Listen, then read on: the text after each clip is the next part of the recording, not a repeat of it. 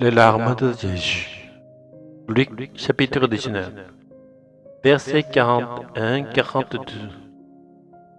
Lorsqu'il approcha et vit la ville, il pleura sur elle, en disant, si toi aussi en ce jour qui t'es étonné, tu avais compris ce qui donne la paix, mais maintenant cela est caché à tes yeux. Les évangiles rapportent 12 épisodes où Jésus a pleuré. Une première fois dans Jean, chapitre 11, verset 35, lorsqu'il pleura à cause de la mort de Lazare. Une seconde fois, en voyant la destruction future de Jérusalem. Dans ce contexte, Jérusalem symbolise les croyants en Dieu. De même, Lazare était un disciple de Jésus, ce qui crée un lien entre ces deux situations. Dieu nous donne la foi comme un don, mais personne ne la conserve parfaitement. Chacun y ajoute ses propres pensées ou fait des compromis pour vivre selon ses intérêts. Parfois, on abandonne même cette foi pour adopter un nouveau système de valeurs. Au lieu de reconnaître Dieu comme notre roi, nous cherchons à prendre sa place ou à établir notre roi parmi nos semblables. Ce faisant, nous finissons par rejeter Dieu lui-même, celui qui nous avait pourtant donné la foi.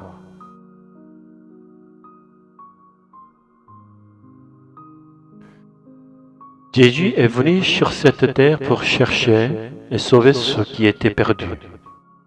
Pourtant, bien que Lazare ait cru en lui et ait été sauvé, il a dû affronter la mort. De plus, les habitants de Jérusalem ont mal compris la mission de Jésus, pensant qu'il venait en tant que roi, uniquement pour les Juifs, à l'image de David. Les chefs religieux, voyant en lui une menace contre l'ordre établi sous la domination romaine, ont cherché à l'éliminer. Le peuple, espérant un roi terrestre, a finalement rejeté le salut de Dieu. La conséquence en fut la destruction de Jérusalem.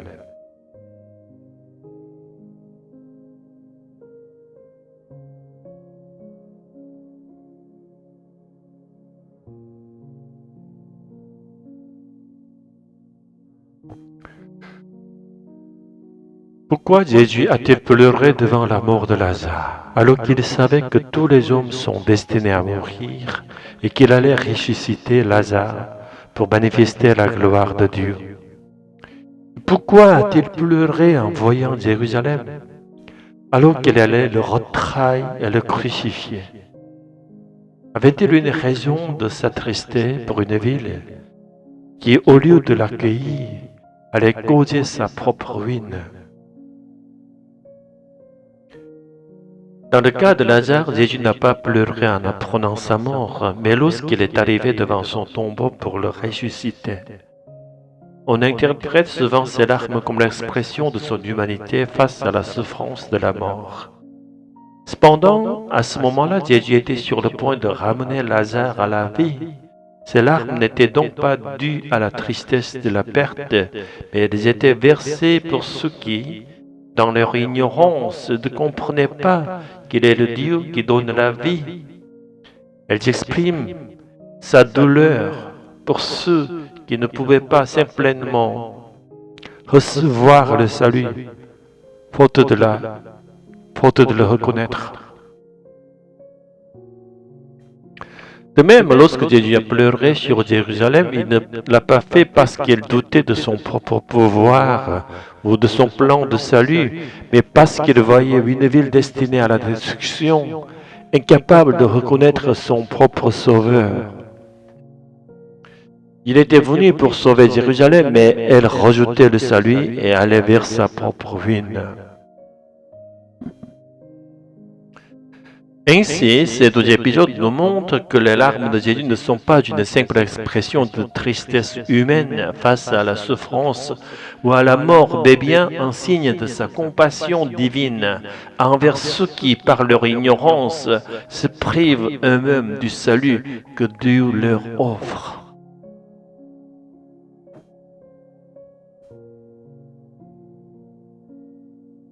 Cependant, bien que Jésus ait pleuré, il n'a pas cessé d'accomplir son œuvre de salut.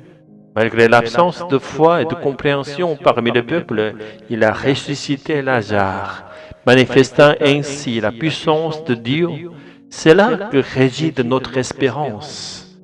Ce n'est pas notre foi qui nous sauve, mais c'est parce que Dieu nous a déjà sauvés que nous pouvons préserver notre foi. Si notre salut dépendait uniquement de notre foi imparfaite, alors personne ne pourrait être sauvé, tout comme il serait impossible d'être justifié par les œuvres de la loi.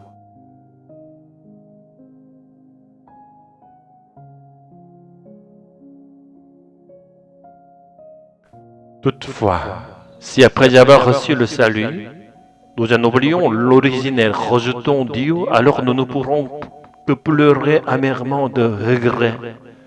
Peut-être que les larmes de Jésus sur Jérusalem étaient déjà le reflet de ses pleurs à venir, la douleur de voir des âmes se détourner de leur sauveur. Mais Dieu, dans sa miséricorde, a préparé une nouvelle Jérusalem et a appelé à lui des nations qui auparavant n'étaient pas destinées au salut. Pour être dignes de cet appel, nous devons éviter de reproduire les erreurs du peuple d'Israël. Il ne s'agit pas de rester attaché aux règles de la loi de manière aveugle, mais de comprendre la volonté de Dieu révélée dans l'Écriture. L'Ancien Testament nous a été donné pour que nous ne refassions pas les mêmes erreurs que ceux qui ont échoué avant nous.